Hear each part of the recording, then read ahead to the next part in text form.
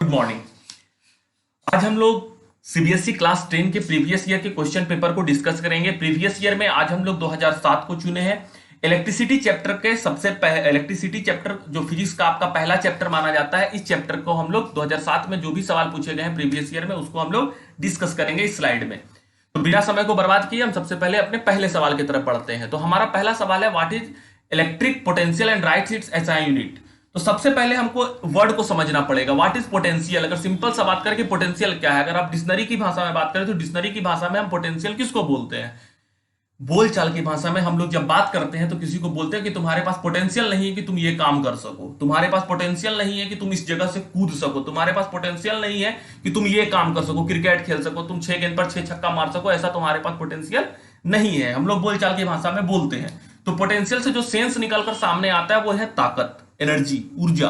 तो पोटेंशियल का जहां तक हम लोग बात करेंगे तो पोटेंशियल का मतलब हो गया ताकत, और इलेक्ट्रिक का मतलब तो आपको पता है। तो इलेक्ट्रिक के अंदर जो पोटेंशियल होता है उसको हम लोग बोलते हैं इलेक्ट्रिक पोटेंशियल। तो किसी चार्ज के अंदर इलेक्ट्रिक का पोटेंशियल कैसे पैदा किया जा सकता है, पोटेंशियल एनर्जी हम लोग क्लास 9 में भी पढ़ चुके हैं। Energy possessed by its position is called potential energy. तो किसी चीज के पोजीशन के कारण जब उसके अंदर कोई एनर्जी होता है तो उसको हम कौन सा एनर्जी बोलते हैं, पोटेंशियल एनर्जी बोलते हैं। लोग अपने घर के छत पर जो टंकी लगाते हैं वो आप देखिए तो घर में सबसे ऊंचाई की जगह पर टंकी को लगाया जाता है। क्यों लगाया जाता है, क्योंकि जब टंकी को हम सबसे ऊंचे जगह पर रखते हैं तो उस टंकी के अंदर जो पोटेंशियल होता है, पोटेंशियल एनर्जी होता है, वो सबसे ज्यादा होता है। क्योंकि हम लोग मैकेनिकल फिजिक्स में बात कर रहे हैं तो वहां पे पोटेंशियल का मतलब क्या होता है, mgh हाइट देते, हाइट जब टंकी में हम दे दिए तो टंकी सबसे ऊपर चला गया और उसके अंदर पोटेंशियल एनर्जी बढ़ गया।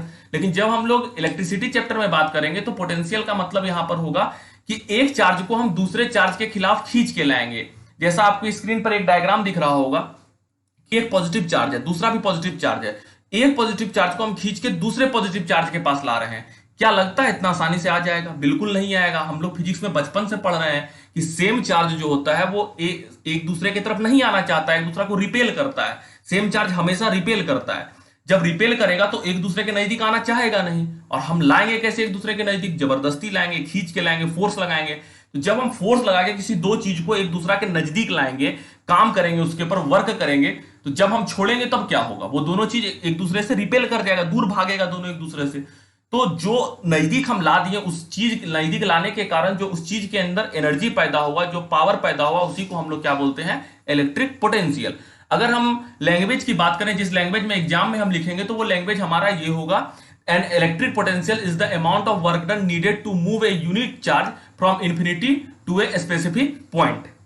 ठीक है, आप चाहे तो आप इसका स्क्रीनशॉट भी ले सकते हैं और आप इसे नोट करते चलें। ठीक है, हम चलते हैं अब अगले सवाल की तरफ। सॉरी, आप देख सकते हैं यहां पे कि उसी सवाल में एक पॉइंट और जुड़ा हुआ था। वो सवाल ये था कि राइट इट्स एसआई यूनिट, तो हमको उसका एसआई यूनिट भी लिखना था। ठीक है, तो आइए हम उसका एसआई यूनिट की तरफ थोड़ा सा ध्यान देते हैं। तो पोटेंशियल डिफरेंस जो होता है वो work done per unit charge होगा। क्यों होगा? क्योंकि किसी चीज को हम एक चार्ज को ऊपर से नीचे लाने में वर्क कर रहे हैं। किसके अगेंस्ट कर रहे हैं? चार्ज के अगेंस्ट कर रहे हैं। तो पोटेंशियल डिफरेंस इक्वल्स टू मेरा क्या हो जाएगा, work done per unit charge. SI unit of potential difference क्या होगा? वर्क डन का यूनिट क्या होता है, जूल होता है। एनर्जी का एसआई यूनिट क्या होता है, जूल होता है। और चार्ज का क्या होता है, कूलम्ब होता है। तो SI unit of potential difference joule पर कूलम्ब भी हो जाएगा। और जनरल भाषा में हम लोग अमूमन जो बोलते हैं वो क्या बोलते हैं, वोल्ट बोलते हैं।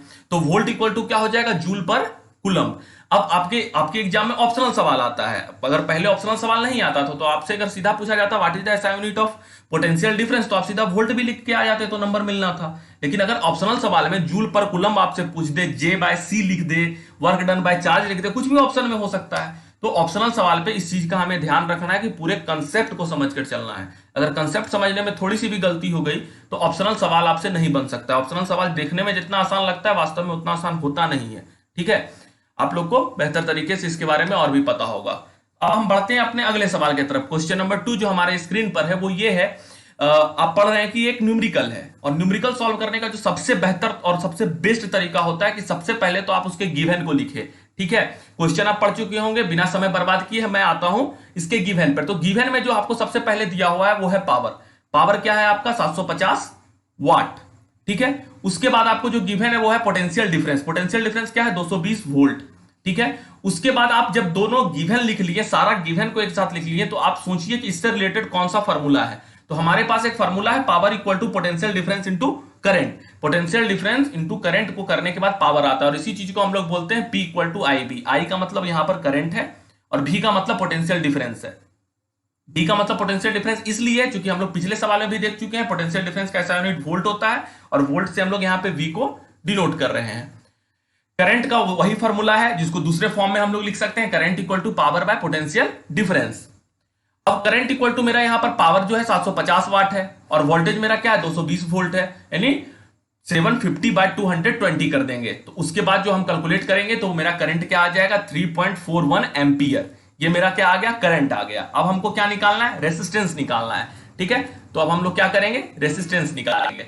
तो पोटेंशियल डिफरेंस जो होता है वो किसके बराबर होता है, current into resistance, V equal to I R. ये ओम्स लॉ है। ओम्स लॉ का डिफिनेशन क्या होता है, potential difference is directly proportional to current. Potential difference is directly, ये इस लाइन पर ध्यान दीजिएगा, ओम्स लॉ सबसे इंपॉर्टेंट लॉ अगर फिजिक्स में माना जाता है तो वो कौन सा लॉ है, ओम्स लॉ है, क्लास 10 के हिसाब से। ठीक है, तो ओम्स लॉ क्या डिफिनेशन क्या होता है, potential difference is directly proportional to current at constant temperature. और हम लोगों को पता है कि जब भी प्रोपोर्शनलिटी का साइन हटता है तो एक कांस्टेंट आता है जो यहां पर आर के रूप में आया है। तो ये ओम्स लॉ है, और ओम्स लॉ के आधार पर आर का वैल्यू मेरा क्या हो जाएगा, V बाय आई। पिछले सवाल में हम लोगों को V गिवन ही था। ठीक है, पिछले सवाल में आप देखिए V हम लोगों को गिवन है और आई हम लोग पिछले सवाल में निकाल चुके हैं। तो 220 बाय 3.41 करेंगे तो हम लोगों को आर का वैल्यू 64.51 आ जाएगा। ठीक है, तो बढ़ते हैं हम अगले सवाल की तरफ। तो हमारा अगला सवाल है, what do you mean by electric resistance of a conductor. किसी कंडक्टर के इलेक्ट्रिक रेसिस्टेंस से आप क्या समझते हैं। तो सबसे पहले तो आपको यह समझना पड़ेगा कि रेसिस्टेंस क्या होता है, व्हाट इज रेसिस्टेंस। आप रेसिस्टेंस को समझना है तो इसको जनरल भाषा में बात कीजिए कि जनरल भाषा में रेसिस्टेंस क्या होता है, किसको रेसिस्टेंस बोलेंगे।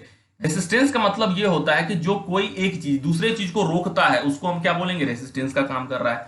जैसे कि आप क्लास से बाहर जाना चाह रहे हैं, कोई आपको रोक रहा है, आपका मॉनिटर आपको बाहर जाने नहीं दे रहा है, बार बार आपको गेट पर रोक दे रहा है। ये मत कहना कि मॉनिटर की तो इतनी हिम्मत नहीं कि हमको रोक ले, लेकिन फिर भी मानो, थोड़ा देर के लिए मान के चलते हैं कि आपको कोई बार बार रोक रहा है बाहर जाने से, तो वो किस चीज का काम कर रहा है, रेसिस्टेंस का काम कर रहा है। तो इलेक्ट्रिसिटी को बाहर निकलने में जो रोके उसको क्या बोलेंगे हम लोग, इलेक्ट्रिक रेसिस्टेंस।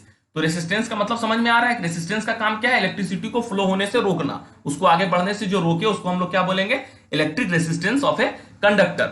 ठीक है, तो आप इसके डिफिनेशन को भी देख लीजिए। अगर एग्जाम में डिफिनेशन लिखना हो तो आप क्या लिखेंगे, the property of conductor due to which it oppose the flow of electric current through it is called resistance. Simple सा बात है। रेसिस्टेंस का आप डिफिनेशन अपने क्लास के मॉनिटर से, अपने क्लास के टीचर से भी याद रख सकते हैं कि आपको कोई काम है, आप बाहर जाना चाह रहे हैं, आपको रोक रहा है, तो किस चीज का काम कर रहा है, रेसिस्टेंस का काम कर रहा है। और करंट जब किसी वायर में किसी जगह चलना चाह रहा है लेकिन उसको कोई रोक ले रहा है तो वो रेसिस्टेंस का काम कर रहा है। जैसे लकड़ी है, सूखी लकड़ी है, सूखी लकड़ी से करंट को फ्लो कराना है तो करंट तो फ्लो करेगा नहीं। तो सूखी लकड़ी में कौन सा चीज सबसे ज्यादा है, रेसिस्टेंस ज्यादा है। लोहा में करंट फ्लो कर रहा है, इसका मतलब लोहा में रेसिस्टेंस क्या है, कम है। लोहा में करंट को कम रोका जा रहा है, इसके कारण लोहा में करंट फ्लो कर जा रहा है। ठीक है, अब हम अगले सवाल की तरफ आते हैं। बहुत इंपॉर्टेंट सवाल है, बहुत बार सीबीएसई इस सवाल को पूछ चुकी है और बहुत बार रिपीट हुआ है। तो इस सवाल को थोड़ा ध्यान से देखिएगा। सबसे पहले तो आप सवाल को चाहे तो आराम से इसको पढ़ लीजिए पॉज करके, मैं सीधा इसके जवाब की तरफ बढ़ता हूं। तो आपको इसमें यह बोला जा रहा है कि लेंथ को हम लोग क्या कर देंगे, खींच के लेंथ को डबल कर देंगे। ठीक है, खींच के लेंथ को डबल कर देंगे तो इसके रेसिस्टेंस पर क्या प्रभाव पड़ेगा। ठीक है, सबसे पहला सवाल तो यही है कि खींच के लेंथ को डबल कर देंगे तो इसके रेसिस्टेंस पर क्या प्रभाव पड़ेगा। कोई सा भी एक तार है, ठीक है, कोई सा भी एक तार है, सपोज कि एक मेरे हाथ में पेन है, सपोज ये मानिए कि ये एक तार है, अगर हम इसको खींच के लंबा कर दे तो क्या होगा। आपको क्या लगता है, ये इतना मोटा ही रहेगा, नहीं रहेगा, इसका थोड़ा सा थिकनेस घटेगा, पतला हो जाएगा ये। ठीक है, तो जब हम किसी चीज को खींच के लंबा करेंगे तो उसका लंबाई को जब हम डबल करेंगे तो उसका जो क्रॉस सेक्शन एरिया होगा, क्रॉस सेक्शन एरिया किसको बोलते हैं, जैसे कि एक वायर है, तो इसके साइड में जो आपको ये गोल जैसा दिख रहा है ना, ये साइड में कोई भी वायर जनरली सिलेंड्रिकल ही होता है, जो भी वायर आप देखे होंगे सारा वायर सिलेंड्रिकल ही होता है, तो उसका जो साइड में जो सर्कल आपको दिखता है इसी को हम लोग क्या बोलते हैं, क्रॉस सेक्शन एरिया। तो जैसे हम तार को खींच के लंबा करेंगे तो तार तो लंबा हो जाएगा लेकिन इसका क्रॉस सेक्शन एरिया क्या हो जाएगा, हाफ हो जाएगा। ठीक है, तो आते हैं हम सवाल पर। तो सबसे पहले तो आपको यह पता होना चाहिए कि जो रेसिस्टेंस होता है वो डायरेक्टली प्रोपोर्शनल की चीज का होता है, लेंथ का होता है। यानी कि तार जितना लंबा हो तार में करंट फ्लो करने में उतनी ज्यादा समस्याएं होंगी। और क्रॉस सेक्शन एरिया का रेसिस्टेंस जो होता है क्रॉस सेक्शन एरिया का इनवर्सली प्रोपोर्शनल होता है। यदि तार जितना मोटा होगा करंट उसमें उतना आसानी से फ्लो करेगा। आप अपने घर के आसपास 11,000 33,000 का तार देखते होंगे या ट्रेन से कभी सफर किए होंगे आप लोग, तो देखेंगे जो ट्रेन के ऊपर से जो तार जा रहा होता है वो बहुत मोटा होता है, लेकिन घर में हम लोग जो तार यूज कर रहे होते हैं वो बहुत पतला तार यूज करते हैं। तो ट्रेन के ऊपर से जो तार जा रहा होता है वो मोटा क्यों होता है? क्योंकि उसका क्रॉस सेक्शन एरिया ज्यादा करना पड़ता है। क्यों ज्यादा करना पड़ता है? क्योंकि रेसिस्टेंस कम जाए। क्यों रेसिस्टेंस कम जाए? क्योंकि रेसिस्टेंस कम जाएगा तो उसके अंदर से ज्यादा करंट फ्लो करेगा। और हमको पता है कि जब भी डायरेक्ट प्रोपोर्शनल का साइन हटता है तो एक कांस्टेंट आता है। तो R इक्वल टू यहाँ पे जो कांस्टेंट आया वो रो है, और ये R equal to rho L by A एक फॉर्मूला है जो आप लोग अपने किताब में पढ़ चुके हैं पहले भी। तो हम लोग जिस तरह पहले बात कर चुके हैं कि जैसे ही हम लोग वायर को खींच के लंबा करेंगे उसका लेंथ क्या हो जाएगा? डबल होकर 12 हो जाएगा, और उसका क्रॉस सेक्शन एरिया क्या हो जाएगा? हाफ हो जाएगा। हम जैसे पहले भी वीडियो में बात कर चुके हैं। तो R इक्वल टू आपका तो रो L बाय A फॉर्मूला है, तो रो L अब मेरा क्या हो जाएगा? 2L हो जाएगा, और A मेरा क्या हो जाएगा? आधा हो जाएगा, A बाय 2 हो जाएगा। तो रेसिस्टेंस मेरा क्या हो जाएगा? 4 रो L बाय A, यानी कि रेसिस्टेंस मेरा 4 गुना हो जाएगा। ठीक है, अगर इस कंसेप्ट में आपको प्रॉब्लम हो तो आप बैक करके हमारे बताए गए बात को 2-3 बार सुने। उम्मीद करते हैं आपको यह बात भी समझ में आ जाएगी, और हम ये उम्मीद करते हैं कि आपको यह बात और भी बेहतर तरीके से समझ में आ गई होगी। और हम इसी के अगले सवाल पर चलते हैं। जो अगला सवाल था कि इसकी रेसिस्टिविटी में क्या चेंज आएगा।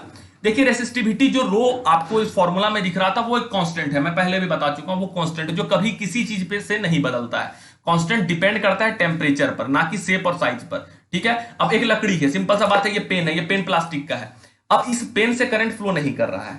ठीक है, अब इस पेन से करंट फ्लो नहीं कर रहा है तो इसको खींच के लंबा कर दीजिए, तोड़ के छोटा कर दीजिए, पतला कर दीजिए, मोटा कर दीजिए, तो ये प्लास्टिक का पेन से करंट कभी फ्लो करने वाला नहीं है। तो शेप साइज पे डिपेंड नहीं करता। अगर ये लोहा होता, ठीक है, तो इससे करंट फ्लो करता। आप उसको छोटा कीजिए या बड़ा कीजिए, करंट फ्लो करता। तो रेसिस्टिविटी किस चीज पे डिपेंड करता है? किसी सब्सटेंस के प्रॉपर्टी पे डिपेंड करता है, मतलब सब्सटेंस पे डिपेंड करता है, ना कि उसके शेप और उसके साइज पे डिपेंड करता है। उसके टेम्परेचर पे डिपेंड करता है, लेकिन उसके शेप और साइज पे डिपेंड नहीं करता है। इसलिए आप तार को लंबा कर दीजिए, जो आपके सवाल में था। एक बार फिर से आप सवाल को देख लीजिए। सबसे पहला सवाल था रेसिस्टेंस में क्या चेंज आएगा, तो रेसिस्टेंस तो 4 गुना हो जाएगा। लेकिन रेसिस्टिविटी में क्या चेंज आएगा? No change. रेसिस्टिविटी में किसी प्रकार का कोई चेंज रेसिस्टिविटी में नहीं आएगा, क्योंकि रेसिस्टिविटी क्या है? कांस्टेंट होता है। ठीक है, उम्मीद करते हैं आपको यह पूरा वीडियो समझ में आ गया होगा। ठीक है, और अगर आपको पूरा वीडियो समझ में आ गया हो, बेहतर लगा हो, तो आप लाइक कीजिए। अगर कोई चीज समझ में नहीं आई हो या आपको कोई सुझाव देना हो तो आप कमेंट कर सकते हैं। आप कमेंट बॉक्स में हमें बताएं। आपको यह वीडियो अच्छा लगा तो अपने फ्रेंड के साथ भी इसे शेयर करें, उन्हें भी बताएं, और उन्हें भी मदद करें अपने अगले तैयारी के लिए, क्योंकि बोर्ड का एग्जाम आपका भी नजदीक है और फिर बोर्ड का एग्जाम आपको देना है। और अभी तक आपने मेरे चैनल को सब्सक्राइब नहीं किया है तो जरूर से जरूर सब्सक्राइब कर ले और बेल आइकन को दबा दें, जिससे कि हमारे हर वीडियो का लेटेस्ट अपडेट आप तक पहुंच सके। वीडियो देखने के लिए बहुत बहुत धन्यवाद।